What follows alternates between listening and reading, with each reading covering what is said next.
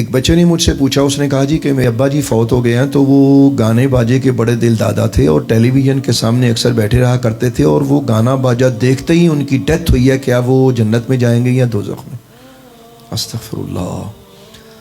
اور دوسرا، ان کی عادت یہ تھی کہ وہ چونکہ ریٹائرڈ تھے اور گھر میں ہی ٹائم سپینڈ کیا کرتے تھے، تو ٹی وی کے آگے بیٹھ جایا کرتے تھے تو لمبے لمبے سیریز دیکھا کرتے تھے، اور اگر اس دوران کوئی اذان کی آواز آ جانی تو ان کو بہت ناگوار گزرتا تھا، بلکہ بعض اوقات تو وہ مؤذن کو برا بھلا کہتے تھے۔ تو آپ ان کے بارے میں بتائیں کہ ہمارے والد دوزخ میں ہے یا جنت میں ہے؟ اللہ اکبر۔ پہلی بات تو یہ ہے میرے بھائیوں، میری بہنوں، میرے بچوں، میری بچیوں، میں کسی کو جنت اور دوزخ کا سرٹیفکیٹ دینے والا کون ہوتا ہوں بھلا؟ ہاں اتنا ضرور بتا سکتا ہوں کہ سب سے پہلے تو آپ ان کے لیے دعا کریں، اللہ تعالیٰ ان کی بخشش و مغفرت فرمائے۔ دوسرا یہ ہے کہ یہ ہمارے معاشرے میں ایک عام بیماری ہے کہ اللہ کے دین کی بات سنتے ہی گھبرا جانا۔ مثال کے طور پہ اگر کوئی فون سن رہا ہے، یہ تو میں نے زندگی میں بہت سارے لوگوں کو دیکھا ہے، فون سنتے سنتے اذان شروع ہو گئی تو وہ اذان کے احترام میں فون بند نہیں کریں گے، بلکہ مؤذن کو برا بھلا کہنا شروع کر دیں گے کہ تجھے ابھی اذان دینی تھی، حالانکہ اذان تو اپنے وقت پہ ہو رہی ہے، 2-4 منٹ میں وہ ختم ہو جائے گی۔ لیکن یہ جو جدید مومن ہے، اللہ تعالیٰ معاف کرے، تو شاید یہ اسی طرح کہیں ہے۔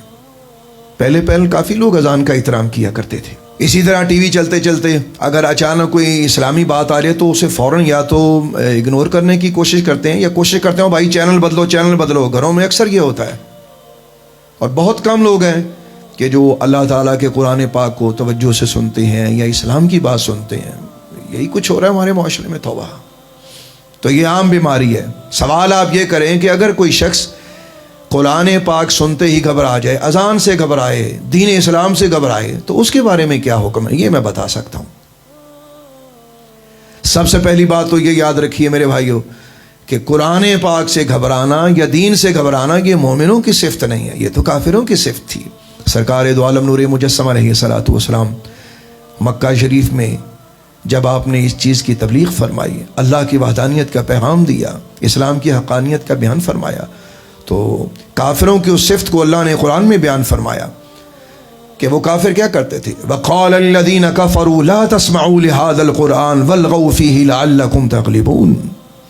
اور کافر کہنے لگے کہ اس قرآن کو سنا ہی نہ کرو، یعنی ایک دوسرے کو وہ کہتے تھے خبردار اس کو سننا ہی نہیں ہے، اور جب قرآن سنا جائے تو اپنا شور مچایا کرو، ہو سکتا ہے کہ ہمارا کفر یا تمہارا کفر ان پہ غالب آ جائے، نعوذ باللہ۔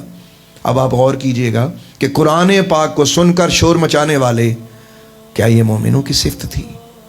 یہ تو کافروں کی صفت تھی کہ اللہ کا نام سن کر گھبرا جانا اور اس سے پریشان ہو جانا۔ اور دوسرا، کافروں کی ہی یہ صفت تھی کہ جب وہ قرآن پاک کو سنتے تو مستکبرین بہ سامرا تہجرون، اللہ اکبر، تو وہ قرآن پاک سے غرور و تکبر کی وجہ سے سرکشی کرتے اور کہانیوں میں مشغول ہو جاتے اور نعوذ باللہ استغفر اللہ بےہودہ بکواسات کرتے۔ یہ ان کی عادت تھی۔ اب آپ غور کریں کہ قرآن پاک پڑھا جا رہا ہو تو اس کے مقابلے میں آپ اللہ کے قرآن کو چھوڑ کے آپ دنیا کے کاموں میں مشغول ہوتے ہیں، لیکن یہ صفات تو کافروں کی ہیں، مومنوں کی یہ صفات نہیں تھیں کہ وہ گھبراتے، یعنی تکبر کی وجہ سے، ازراہ تکبر کہ ہم نے قرآن نہیں سننا، ہمیں اس کی ضرورت نہیں ہے، اور اپنی دنیا کی کہانیوں میں مصروف ہوتے اور لغو باتیں کیا کرتے تھے۔ یہ مومنوں کی صفت نہیں تھی۔ میرے بھائیو ذرا غور کیجئے گا، کیا آج یہ کافروں کی صفتیں کہیں ہم نے تو نہیں اپنا لی؟ ہم تو رسول خدا کے غلام تھے، ہمیں کیا ہو گیا؟ آج اس کی میں آپ کو ایک اور خطرناک وعید سنانے جا رہا ہوں، سنیے اور کھلے دل سے سنیے۔ او مسلمانوں، رسول خدا کے غلاموں، سن سکتے ہو تو سنو، اللہ کے قرآن کی صدا کو سنو، ہو سکتا ہے کہ دلوں کی دنیا بدل جائے۔ آپ جانتے ہیں کہ جب سرکار دو عالم نور مجسم علیہ الصلوۃ والسلام نے کفار مکہ کو اللہ کا پیغام سنایا اور انہوں نے انکار کیا مختلف طریقے سے، ہیلے بہانے، یہ 2 آیتیں میں نے اس سے پہلے آپ کی خدمت میں عرض کر دی ہیں۔ تو جب آقا کریم علیہ الصلوۃ والسلام دل برداشتہ ہو گئے، آخر اللہ کے حبیب تھے نا، چاہتے تھے کہ یہ اللہ کا پیغام قبول کریں، لیکن جب انہوں نے قبول نہ کیا تو شدید صدمے کی حالت میں سرکار دو عالم علیہ الصلوۃ والسلام نے اللہ کے حضور عرض کیا، وقال الرسول یا رب ان قوم اتخذوا هذا القرآن مہجورا. اور سرکار دو عالم علیہ الصلوۃ والسلام نے اللہ کی بارگاہ میں عرض کی کہ اے اللہ، اے میرے رب، میری اس قوم نے اس قرآن کو چھوڑ دیا. اللہ اکبر. اب لفظوں پہ غور کیجئے گا کہ قرآن کو چھوڑنا یہ کافروں کی صفت تھی، تعلیم قرآن کو اپنانا یہ مومنوں کی صفت تھی، یہ تو کافروں کی صفت نہ تھی. اور بعض کہتے ہیں کہ اس آیت کریمہ سے مراد یہ ہے کہ سرکار دو عالم علیہ الصلوۃ والسلام قیامت کے دن اللہ کی بارگاہ میں عرض کریں گے کہ یا اللہ، یہ وہ لوگ ہیں میری امت کے، یا وہ کافر، یہ وہ لوگ ہیں اے اللہ کہ جنہوں نے اس قرآن کو چھوڑ دیا تھا. اب یہ دو طرح کے طبقے سامنے آئے. ایک تو وہ کافر کہ جنہوں نے قرآن کا انکار کیا. مجھے تو یہ ڈر ہے استغفر اللہ تعالی کہ جب کافروں کی صفات ہمارے وجود کے اندر ہوگی اور بغیر توبہ کیے ہم مر گئے تو ایسا نہ ہو کہ کافروں کے ساتھ ہمارا بھی حشر ہو. اور جب یہ فرمایا جائے کہ اے اللہ، یہ وہ لوگ تھے کہ جنہوں نے میرا قرآن چھوڑ دیا، کہیں ہم بھی ان کی صف میں شامل ہو کر نہ کھڑے ہوں. آئیے ذرا اس کی تفسیر پہ غور کرتے ہیں. صرف ایک مفسر قرآن تفسیر ابن کثیر میں آپ کی خدمت میں، صرف ایک تفسیر قرآن تفسیر ابن کثیر میں آپ کی خدمت میں پیش کرتا ہوں کہ قرآن کو چھوڑنا کیا ہوتا ہے. کہ کافروں نے قرآن چھوڑا اور آج ہمارا بھی یہ حال ہے کہ ہم اپنے اللہ کے قرآن کو چھوڑ چکے ہیں. سنیے گا تفسیر ابن کثیر میں اسی آیت کریمہ کے تحت جو میں نے ابھی آپ کی خدمت پہ پیش کی ہے، وقال الرسول یا رب ان قوم اتخذوا هذا القرآن مہجورا. اس آیت کی تفسیر میں لکھا ہے کہ قرآن پاک کو چھوڑنے کا کیا مطلب ہے. اللہ اکبر، استغفر اللہ تبارک و تعالی. وہ کہتے ہیں چونکہ یہ کافروں کی صفت تھی تو مومنوں کی صفت نہ تھی، لیکن چھوڑنے کے اور بھی کئی طریقے ہیں. نعوذ باللہ. وہ چھوڑنے کے سارے طریقوں کو ذکر کرتے ہیں اور وہ یہ لکھتے ہیں کہ اس کا مفہوم یہ ہے کہ نعوذ باللہ استغفر اللہ، قرآن کو چھوڑنا تو کافروں کی صفت تھی، یہ مومنوں کی تو یہ صفت ہی نہ تھی. اور وہ کرتے کیا تھے، یعنی قرآن کو چھوڑتے تھے. اس کا مفہوم کیا ہے؟ اس کا مطلب یہ ہے کہ وہ قرآن پر ایمان نہ لاتے تھے، اسے سچا نہ جانتے تھے، اس پر غور و فکر نہ کرتے تھے، نہ اسے سمجھنے کی کوشش کرتے تھے، نہ اس پر عمل کرتے تھے، نہ اس کے احکام کو بجا لاتے تھے، نہ اس کے منع کردہ کاموں سے رکتے تھے، بلکہ اس کے سوا اور کاموں میں مشغول و منہمک رہتے تھے، جیسے شعر، اشعار، غزلیات، باجے گاجے، راگ راگنیاں. اسی طرح اور لوگوں کے کلاموں سے دلچسپی لیتے تھے اور انہی پر عامل تھے. یہی اسے چھوڑ دینا تھا. اللہ اکبر.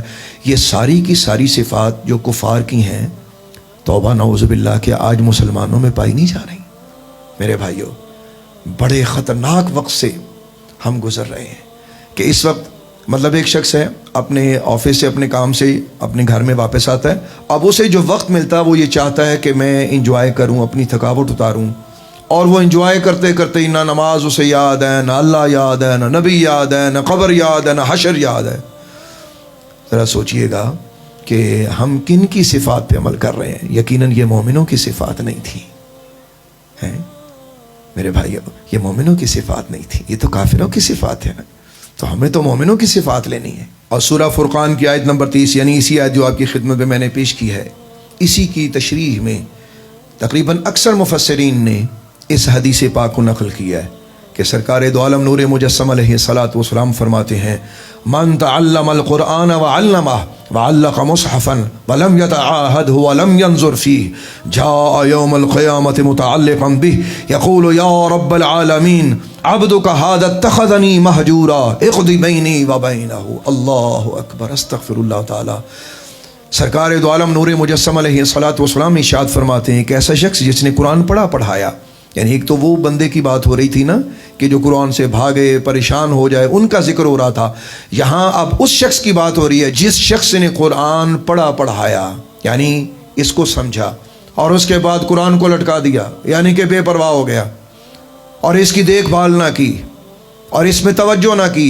فرمایا وہ شخص اللہ کی بارگاہ میں اس حالت میں آئے گا کہ قرآن اس کے ساتھ چپکا ہوگا اور قرآن پاک اس پہ مدعی بن کے حاضر ہوگا. اللہ کی بارگاہ اقدس میں عرض کرے گا کہ اے اللہ، یہ وہ بندہ ہے جس نے مجھے چھوڑ دیا تھا، اب تو اس کے اور میرے درمیان میں فیصلہ کر دے. میرے بھائیو، میں ہاتھ جوڑ کے آپ سے اپیل کرتا ہوں، اب رمضان المبارک قریب ہے، آمد ہے. ہم نے ساری زندگی اپنی دنیا کے کام کیے ہیں اور کرتے ہیں. آج اللہ نے ہمیں پھر نیا موقع دیا ہے.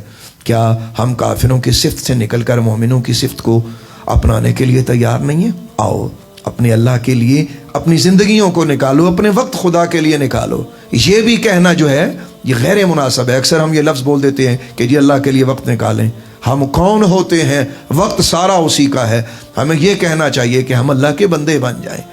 تو آج ہمیں موقع ہے، آپ رمضان المبارک میں قرآن پاک کی تلاوت کرنا شروع کریں، اسے پڑھنا شروع کریں، اس کو سمجھنا شروع کریں، تو اللہ تبارک و تعالیٰ کا کرم اور فضل ضرور ہوگا۔ تراویح کی صورت میں اسے سماعت کریں، گھر میں اسے پڑھیں، اس پہ عمل کریں اور اس کو مت چھوڑیں، قرآن کو مت چھوڑیں، قرآن سے منہ نہ پھیریں، وگرنہ منہ پھیرنے والوں کا حشر بہت برا ہوگا۔ اور جب میں اس آیت کو پڑھتا ہوں بار بار تو یقین کریں کہ میرا کلیجہ پھٹا ہوا ہے کہ وہ شفیع معظم جو ہماری شفاعت کے لیے اللہ کے حضور کھڑے ہوں گے، کیا وہ ہماری شکایت کے لیے کھڑے ہو جائیں کہ اللہ یہ وہ لوگ ہیں یا ان لوگوں میں سے ہیں کہ میں نے تو قرآن دیا، انہوں نے قرآن چھوڑ دیا۔ اے اللہ ہمیں اپنے دین سے، اپنے حبیب سے اور اپنے قرآن سے محبت عطا فرما۔